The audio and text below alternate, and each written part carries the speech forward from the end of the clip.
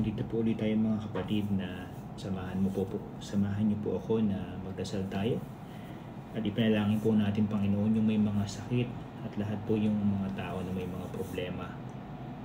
At pagdasal din po natin ang ating sarili. Panginoon Lord, itinataas ka po namin. Ikaw, Panginoon, ang nagbibigay sa amin ng kalakasan. Ikaw, Panginoon, ang aming itinataas. Panginoon Lord, patawarin mo kami sa lahat ng aming mga pagkakamali, sa lahat ng aming mga pagkukulang, Panginoon Lord. Ikaw na, Panginoon, ang maghari sa aming buhay. Lord, gabayan mo kami sa aming pagtulog na ito, na maging maayos ang aming pagtulog. Tulungan mo kami, Panginoon, na maging malakas. Tulungan mo kami, Panginoon, na maging maayos. Ikaw na po ang maghahari sa aming buhay.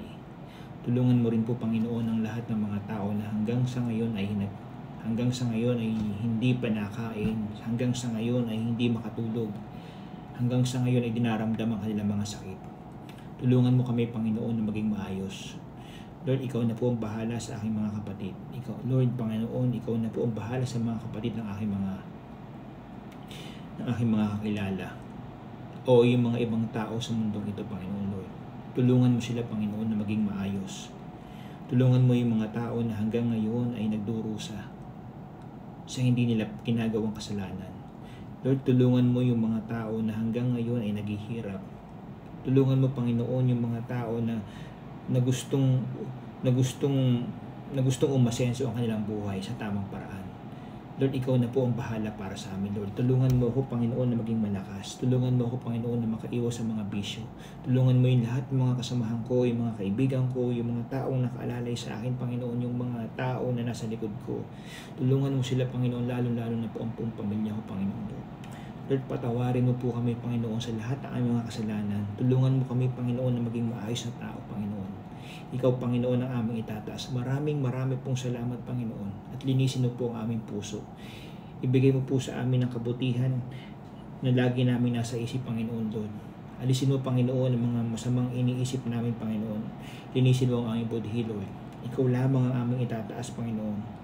Marami pong salamat sa lahat ng biyaya na nakatanggap namin, sa lahat ng mga pagkain, sa lahat ng mga sweldo na nakukuha namin, Panginoon. Panginoon, bigyan mo kami ng katiwasayan ng pag-iisip.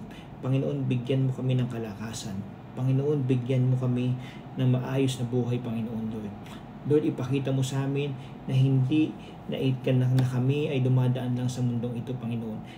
Lord, bigyan mo kami, Panginoon, ng pag-uunawa. Panginoon, tulungan mo kami na maunawaan namin ang lahat ng iyong mga plano, Panginoon. Lord, tulungan mo kami na makaiwas sa lahat ng mga kasamaan. Lord, tulungan mo kami na maging maayos ang aming buhay. Sampu ng aming mga kamag-anak, lahat ng mga kakilala ko rito, Panginoon Lord. Gabayan mo sila, Panginoon. At lalong-lalo na, Panginoon, ilayo mo po kami sa lahat ng mga tukso at sa lahat ng kapahamakan, Panginoon Lord. At tulungan mo rin po, Panginoon, ang aking kapatid na maging maayos sa kanyang nararamdaman. Sampu ng aking mga kaibigan dito, sampu ng aking mga kakilala, Panginoon. Yung lahat po ng mga hinihiling nila na makakabuti sa kanila, Panginoon, ikaw na po ang bahala, Panginoon Lord, na ibigay sa kanila. Marami pong salamat, Panginoon. Hindi matapos-tapos ang aming pagpapasalamat sa inyo, Panginoon, dahil ikaw lamang, Panginoon, ang nagbibigay ng buhay at nagbibigay ng kalakasan sa akin, Panginoon Lord. At nagpapasalamat ako sa inyo, Panginoon, sa patuloy mong paggamit sa akin, Panginoon Lord. Linisin mo ako, Panginoon. Linisin mo ang aking isip, Panginoon. Lalo mo kong ilayo sa mga tukso, Panginoon Lord. Gabayan mo ako, Panginoon. Gabayan mo yung mga taong nakikinig dito, Panginoon. Gabayan mo, Panginoon Lord. Lahat kami, Panginoon. Marami pong salamat, Lord. Marami pong salamat. Lord, hinihiling ko lang, Panginoon, ang kalakasan, Panginoon, Lord, na ilayo mo ko sa lahat ng mga sakit, Panginoon, Lord. Bigyan mo ba ako ng habang buhay, Panginoon, Lord, para makasama ko ang aking buong pamilya, Panginoon, Lord. Tulungan mo rin po yung mga tao may mga sakit, Lord. Ikaw na po ang bahala para sa kanila, Panginoon. Marami pong salamat, Panginoon, sa pangalan ng iyong anak na si Jesus na kami ay nagdadasal. Amen. Salamat, Lord. Salamat.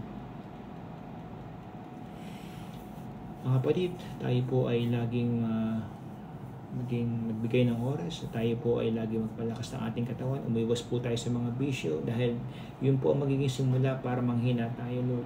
Manghina tayo at magbigay tayo ng oras sa ating Panginoon. Tayo po ang gumagawa ng ating mga sakit sa ating pangangatawan. Tayo rin ang nagbibigay ng mga karamdaman dito. Tayo ang nag-iisip ng mga problema, kaya may mga problema tayo sa panahong ito.